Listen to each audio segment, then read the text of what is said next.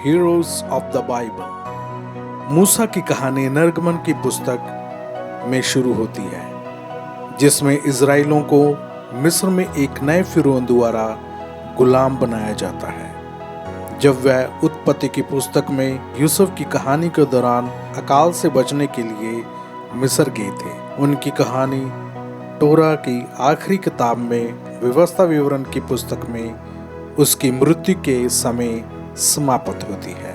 मूसा के जीवन के कुछ खास तथ्य। पहला, मूसा का जन्म मिस्र में यहूदियों की गुलामी के दौरान हुआ। उनके माता पिता अमराम और जचवेड़ा लेवी के प्रतिष्ठ कबीले से थे।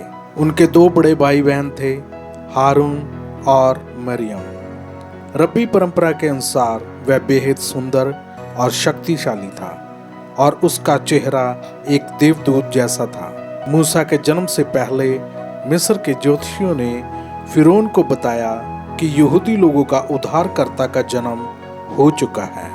इसलिए फिरौन ने आदेश दिया कि सभी नवजात यहूदी लड़कों को नील नदी में डुबो दिया जाए, ताकि ये सुनिश्चित हो सके कि यहूदी लोगों के इस उद्धारकर्ता को मार दिया गया है। मूसा की मां जचवेड़ा ने मिस्र के अधिकारियों से मूसा को तब तक छिपाए रखा जब तक उसकी गर्भावस्था का 9वां महीना नहीं हो गया। कुछ समय बाद जब वह उसे और नहीं छिपा सकी तो उसने मूसा को एक टोकरी में रखा और नील नदी के किनारे तैरा दिया, और इस तरह मूसा को मौत से बचा लिया। मूसा को उसका नाम फिरौन की बेटी बताया ने दिया था, क्योंकि वह उसे नील नदी में नहाते समय एक झाड़ी में मिला था। नंबर 2, मिड्रस हमें बताते हैं तो फिरौन के महल में उसने फिरौन का मुकुट पहन लिया, जिससे उसे लगा कि ये मेरी राजशाही के पीछे पड़ा है। इसलिए उसने उसकी परीक्षा ली और उसने मूसा के सामने एक तरफ सोना और दूसरी तरफ चमकीला गर्म कोयला रख दिया। अगर मूसा कोयले को पकड़ता तो स्पष्ट हो जाता कि वह केवल चमकदार वस्तुओं की ओर ही आकर्षित होता है।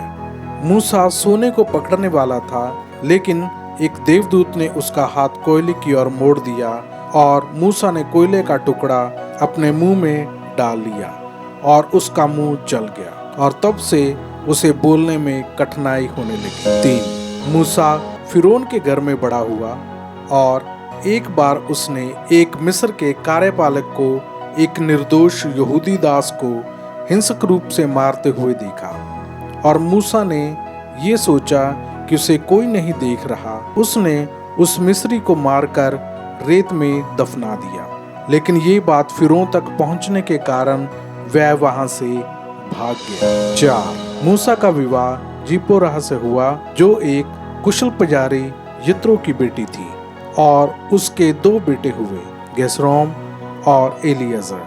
5, मूसा ने भेड़ों को चराते समय एक जलती हुई झाड़ी को देखा, जिसमें आग तो जल रही थी मगर झाड़ी नहीं जल रही थी। जब वह उसके पास गया तो ईश्वर उसके सामने प्रकट हुए और उससे उस पवित्र स्थल के सामने से जूते उतारने के लिए कहा, और परमेश्वर ने मूसा को फिरौन के सामने पेश होने और यहूदी लोगों की आज़ादी की मांग करने का निर्देश दिया, और यहूदी लोगों को ये याद दिलाने के लिए भी कहा कि परमेश्वर उन्हें नहीं भूला है, वह जल्द ही उन्हें आज़ादी दिलाएंगे।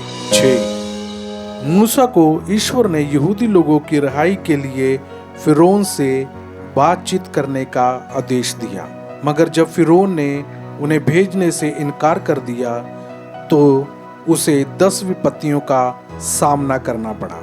उन 10 विपत्तियों के बाद फिरौन ने हार मान ली और मूसा से यहूदियों को मिस्र से बाहर निकालने की विनती करी, लेकिन फिरौन यहूदी लोगों को रिहा करके पछताया और उसने उनका पीछा किया। जब यहूदी लाल सागर के सामने खड़े थे तो उन्हें पता चला कि फिरौन उनका पीछा करता हुआ उन्हें मारने के लिए आ रहा है। उस वक्त यहूदी एक खतरनाक स्थिति में थे। उनके सामने लाल सागर था और पीछे मिस्र की सेना।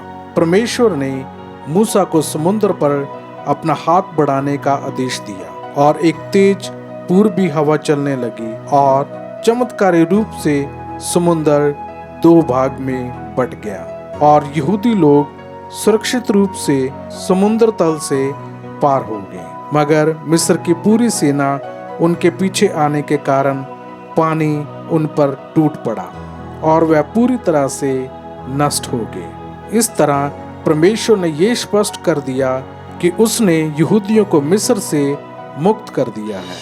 7 फिर मूसा 40 दिनों के लिए स्वर्ग नामक पहाड़ पर चढ़ गया ताकि वह उन पट्टियों को प्राप्त कर सके जिस पर परमेश्वर की 10 आज्ञा खुदी हुई थी। 8 मूसा का वफादार शिष्य योशुआ को उसने उत्तराधिकारी बनाया और वह यहूदियों को इज़राइल की भूमि में ले गया। 9 मूसा 120 साल तक जीवित रहा और टोरा इस बात की गवाही देता है कि आज तक कोई भी व्यक्ति उसके दफन की जगह नहीं जानता।